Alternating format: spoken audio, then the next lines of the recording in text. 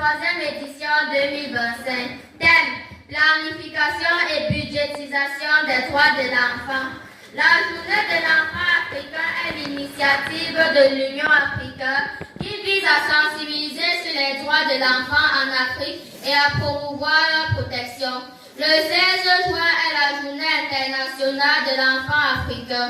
Cette journée commémore le soulèvement de Soweto en 1976, où des écoliers sud-africains ont protesté contre l'inégalité en matière de l'éducation sous le régime d'apartheid. La planification et la budgétisation pour les droits de l'enfant ne sont pas des dépenses, ce sont des investissements essentiels.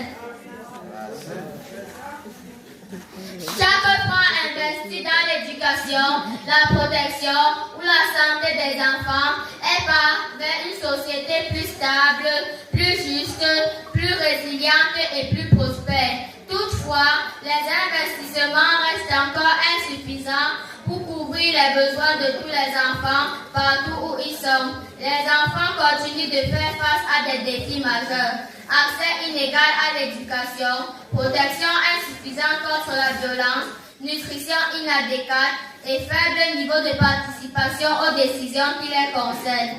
Pour une meilleure prise en compte de leur droits des tout jeunes, commande de renforcer l'allocation budgétaire aux secteurs sociaux sensibles à l'enfant avec une exécution budgétaire efficace, redevable et équitable. Encourager la participation des enfants et des communautés dans le suivi de la mise en œuvre des politiques publiques à travers la mise en place des mécanismes de suivi budgétaire participatif.